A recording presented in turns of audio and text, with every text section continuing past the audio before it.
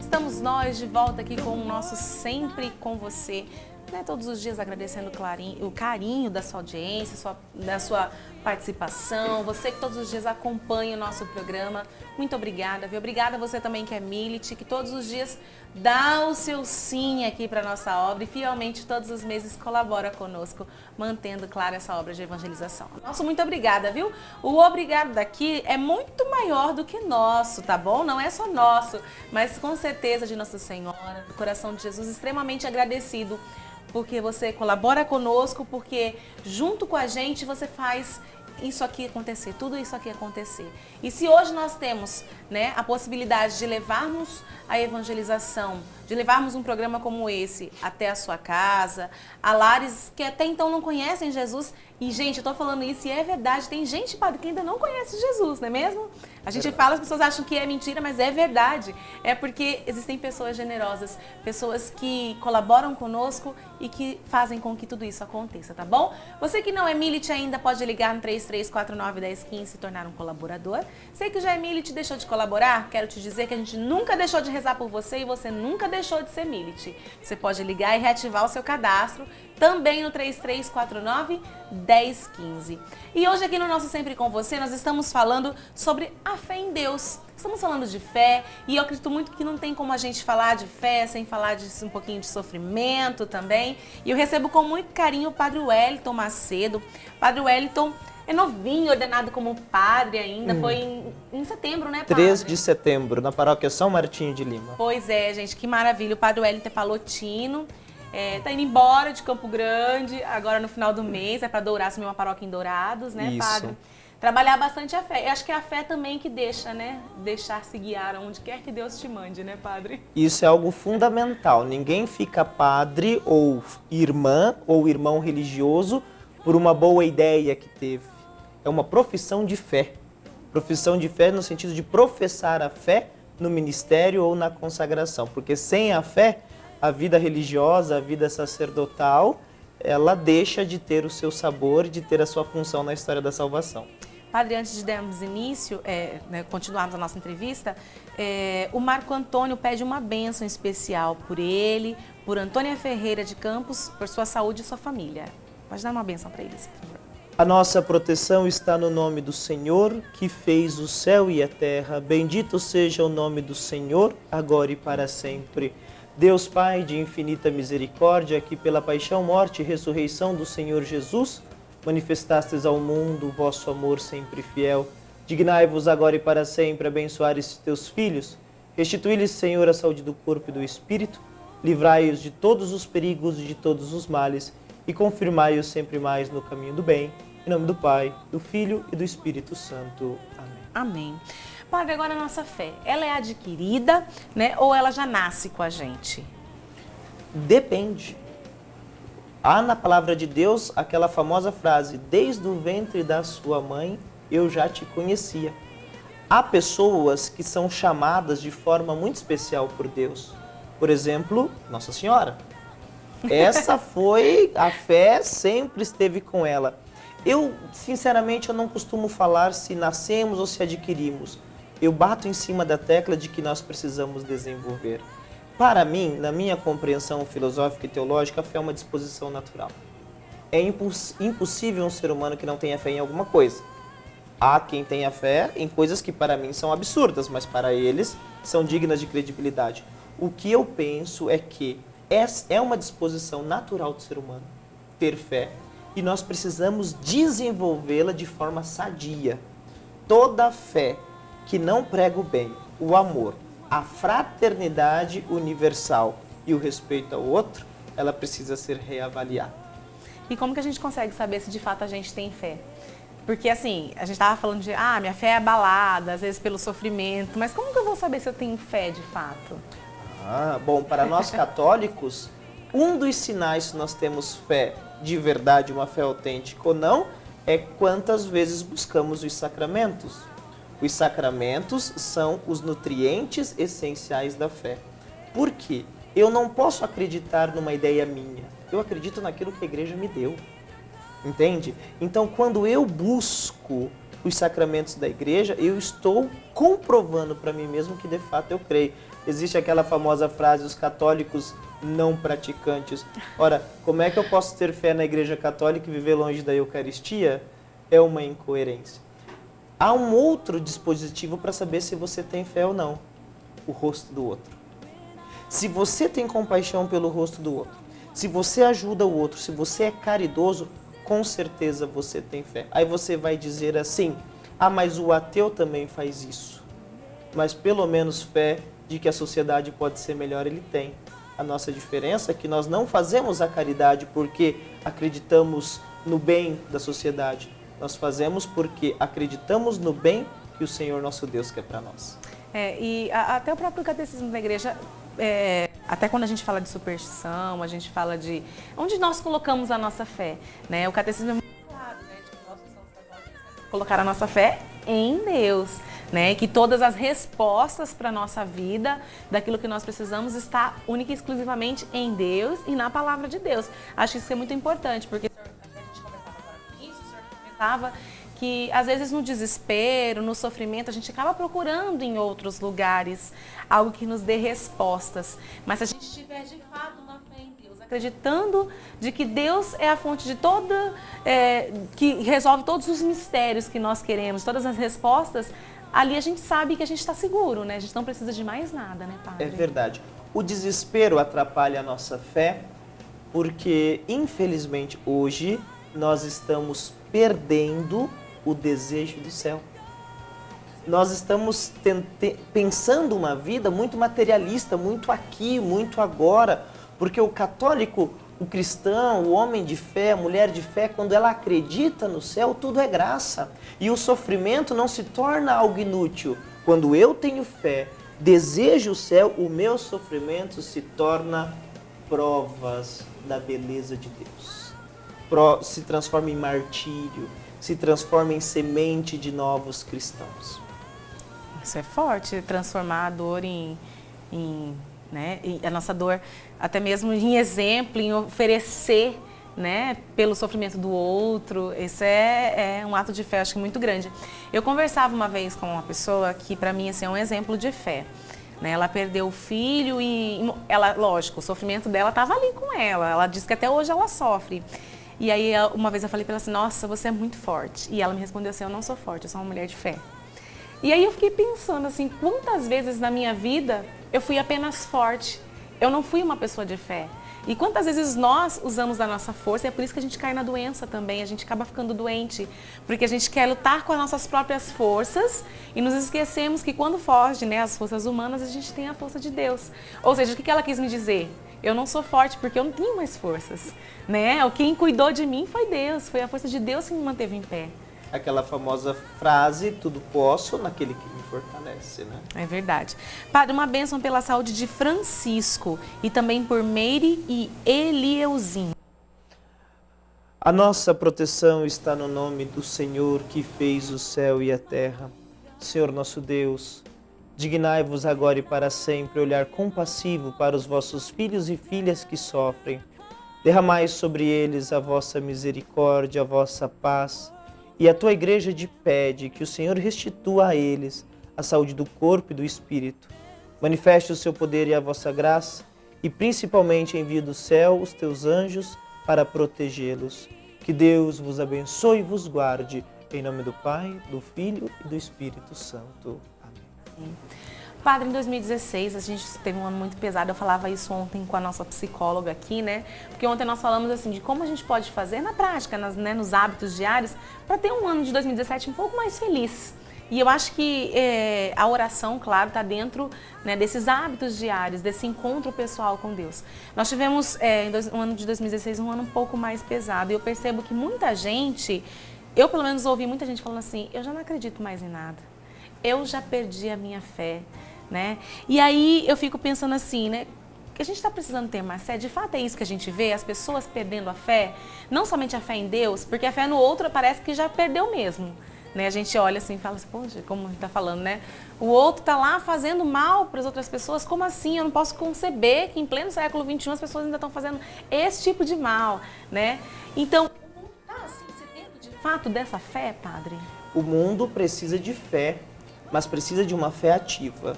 Eu perco a minha fé quando eu vejo o pecado do outro, quando eu vejo as mazelas do mundo, porque eu me coloco na história e na existência como um telespectador. O que me decepciona é aquilo que eu vejo de fora.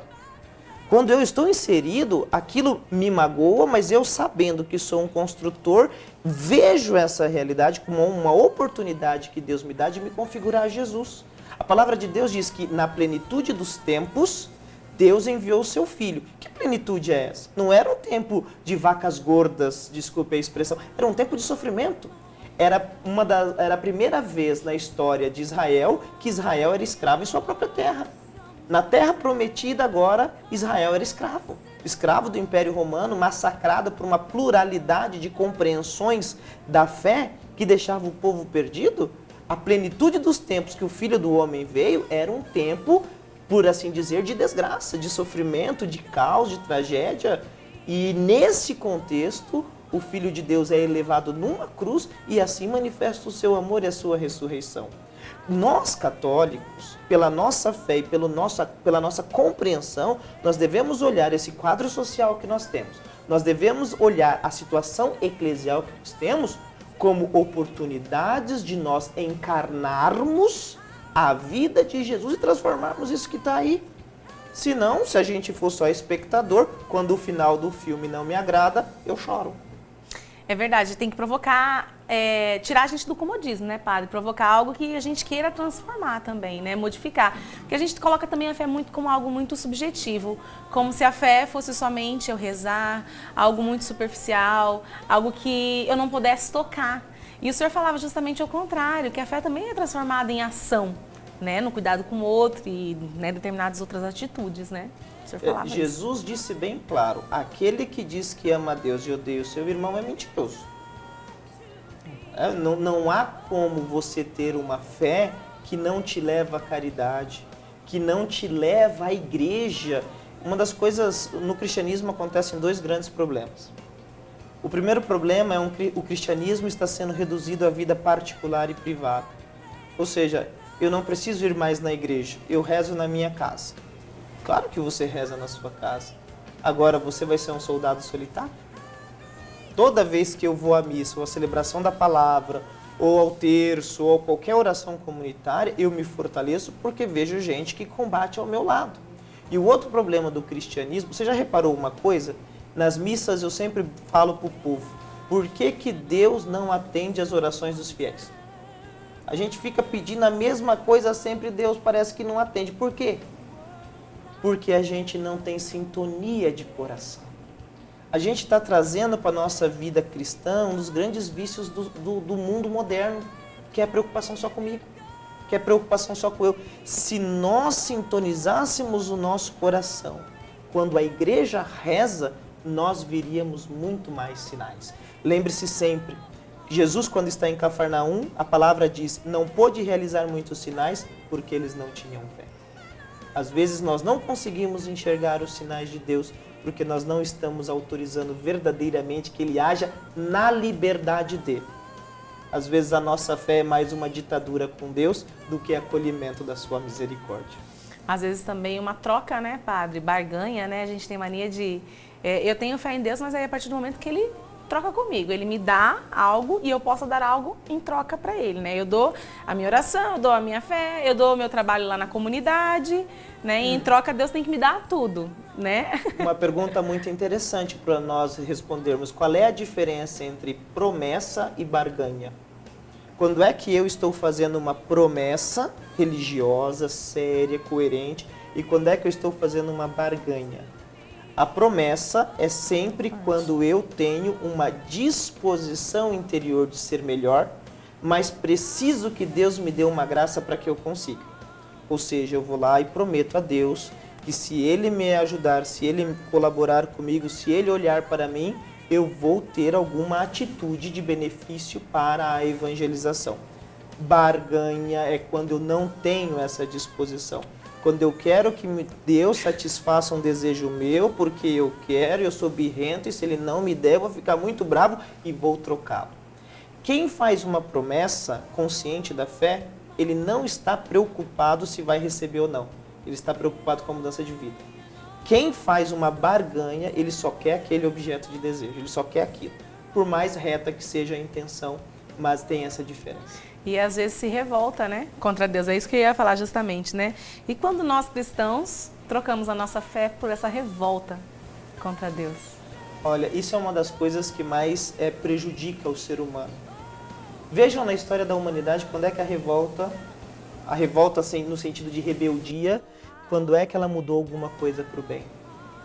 O interessante é que quando nós nos revoltamos contra Deus, como nós não conseguimos atingi-lo, quem que a gente atinge? Nós mesmos. É que nem filho rebelde. Filho rebelde que quer chamar a atenção do pai, ele vai usar droga. Mas isso é bobagem. Não vai mudar. Ao contrário, vai piorar a situação dele porque ele vai estar se prejudicando. Revoltar-se contra Deus é impedir que o processo de salvação aconteça na sua vida. E olha, é uma bobagem. Você não vai ganhar. É uma revolta inútil, porque você não vai ganhar. Mas tem dois trabalhos, né? De revoltar e depois desrevoltar, claro. Né? E começar e voltar a fazer a vontade de Deus. Padre, agora sim, né? Para quem está em casa, que está acompanhando, né, o nosso programa, de repente está passando por uma crise de fé. A gente sabe que a gente passa por isso, todo mundo passa por isso. Assim, sabe que todo mundo vai passar por problemas e às vezes diante do problema a gente passa por uma crise de fé. Às vezes nem diante do problema, às vezes tem gente que está tudo bem. E justamente por estar tudo bem, a pessoa também passa por uma crise de fé. Né? Quem está em casa, de repente, está passando por esse momento de deserto. Né? Tô em dúvida com a minha fé. Não consigo sentir, não consigo entender. Ou então estou passando por uma dor muito grande em que eu questiono Deus todos os dias. Cadê Ele na minha vida? Porque eu não consigo ver. Né? Eu queria que você deixasse uma mensagem para todo esse ano. Né? E depois desse uma bênção também, final, para todo mundo que está acompanhando a gente. Muito bem. Olha, se está tudo bem na sua vida e você passa por uma crise de fé, eu te dou um conselho. Vá aos pobres, vá às viúvas, vá aos sofredores e lá você encontrará o sabor da sua existência. Se está tudo bem e você não tem fé, é porque os bens que você conquistou não estão sendo depositados no lugar certo. Se você, meu irmão, está passando por uma dificuldade, por alguma coisa que você não controla e você está em crise de fé, saiba que o Senhor Jesus também passou por dificuldade. Meu Deus, por que me abandonastes? A pergunta é, por que enfrentamos sofrimentos? Sabe qual é a resposta? Também não sei, mas eu sei que depois do sofrimento tem a vida eterna. Para você que está passando por um deserto, para você que está passando por um momento de dureza do coração e não consegue saborear a presença de Deus, lembre-se da cruz do Senhor. Sabe por que Deus se calou na cruz de Cristo? Porque até o Pai precisou se esconder no universo para chorar de tristeza diante de tanta maldade humana.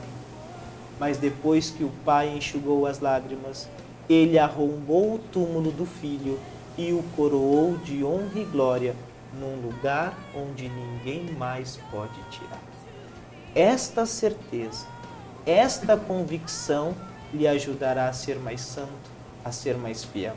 E se mesmo assim você ainda tiver dificuldades, vá para a igreja, vá para a Eucaristia, porque ninguém bebe água, ninguém se alimenta se continuar caído na poeira do deserto. Por isso, meu irmão e minha irmã, agora eu vou rezar por você para que Deus te abençoe. Deus de infinita bondade e misericórdia, abençoa esse teu povo eleito, esse teu povo santo. Derrama sobre nós o teu Espírito santificador para que nós possamos enfrentar as batalhas diárias e permanecermos firmes. O sabor da fé vem pela perseverança e a perseverança se sustenta na fidelidade. Que Deus Todo-Poderoso esteja à vossa frente para vos guiar, atrás de vós para vos proteger e ao vosso lado para vos acompanhar. Abençoe-vos o Deus Todo-Poderoso, Pai, Filho e Espírito Santo. Amém. Padre, eu sei que você já deu a benção, mas chegou uma pergunta agora aqui. Então eu vou fazer, e aí o senhor, né, acho que dá para arrematar aqui pra gente. Ligou agora aqui na TV, a Rose está falando. Nós cristãos somos feitos para amar uns aos outros. Quando excluo alguém da comunidade, eu estou amando?